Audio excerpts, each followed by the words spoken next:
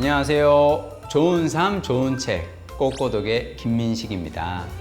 여러분, 굿라이프, 좋은 삶의 조건에서 돈은 얼마나 있어야 충분할까요?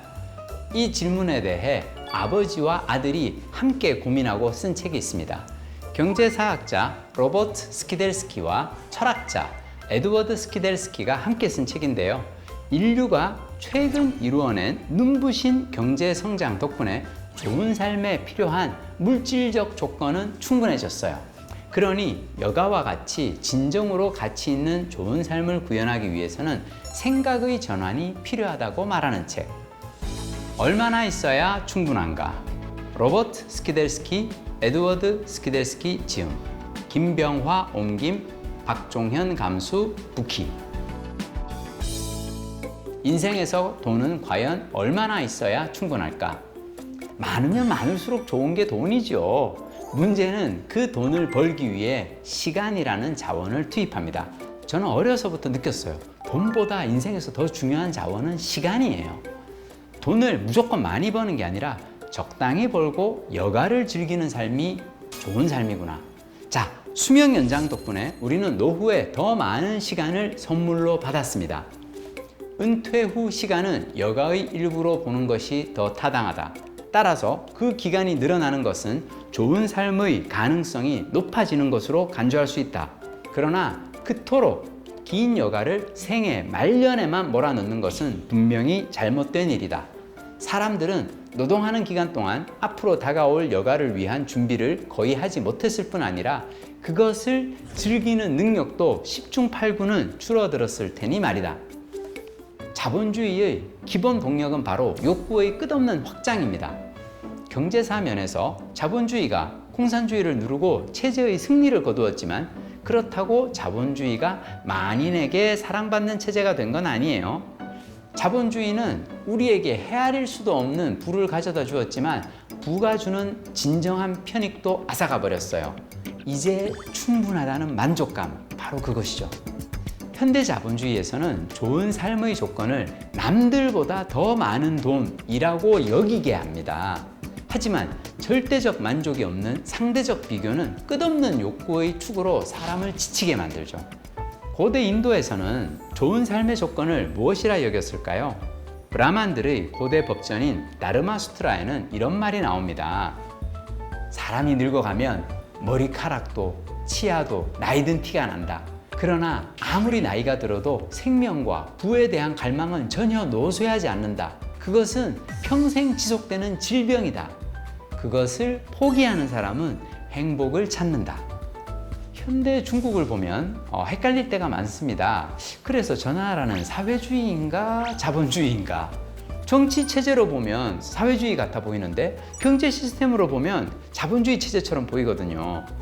고대 중국의 양대 철학인 유교와 도교 역시 서로 모순처럼 여겨지는 가치관을 지향합니다.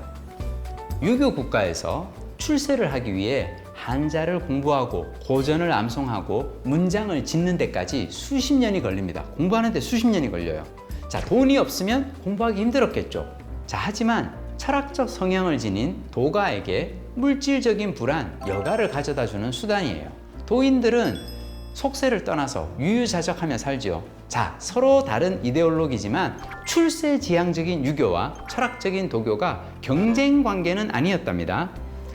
잘 알려진 중국 격언은 관직에 있을 때는 유가, 은퇴하고 나면 도가라고 말한다. 논리적인 모순은 이렇게 해소되어 아름다운 조화를 이룬다. 전형적인 중국식 해결책이다. 자, 저는 여기서 관직에 있을 때는 유가, 은퇴하고 나면 도가 라는 말이 와닿습니다. 자, 젊어서는 출세를 위해 최선을 다해서 공부를 하고 일을 하고 노력을 하지만 나이가 차고 물러날 때가 되면 이제 이룬 것에 만족하며 세상에서 물러나서 여가를 즐기라는 뜻 아닐까요? 어느 정도 경제 수준을 넘어서면 절대적인 의미로는 필수품이 아니지만 그것을 가진 사람을 타인들보다 우월한 존재로 열등하지 않은 사람으로 드러내주는데 적합한 물품에 소득의 많은 부분을 쓴다. 그러한 물품은 평균 수준보다 항상 더 비싸기 마련이다. 그렇지 않다면 그러한 물품이 차별화되지 않기 때문이다. 그래서 소득은 경쟁적으로 상승하도록 압력을 받는다. 사람들을 타인들과 경쟁적인 관계로 밀어넣어 우정, 개성, 안전이라는 기본재를 망가뜨린다. 저자들은 이 책에서 삶에서 우리가 원하는 게 진정 무엇인지 다시 생각해 보라고 권합니다. 돈은 무엇을 위한 것이며 좋은 삶이란 무엇을 의미할까요? 경제학자 아버지와 철학자인 아들이 함께 써내려간 책을 읽으며 저도 고민을 계속해 봅니다. 노후는 언제 시작될까요? 이 정도면 물질적 조건은 충분하다. 그러니 나는 여가를 누리며 정신적 충만함을 위해 공부할 것이다. 라고 결심하는 순간 아닐까요? 좋은 노후란 돈벌이를 중심으로 하지 않는 삶의 방식을 스스로 찾아내는 데 있다고 생각합니다. 최대의 부는 약간의 부에 만족하는 것이다. 라는 글을 어느 소설에서 읽은 적이 있는데요. 참 와닿는 글귀입니다. 합리적 소비란 무엇인가? 지속 가능한 욕망의 범위를 고민하며 살렵니다. 꼬리에 꼬리를 무는 독서, 꼬꼬독 꼬꼬독. 다음 시간에 뵙겠습니다. 고맙습니다.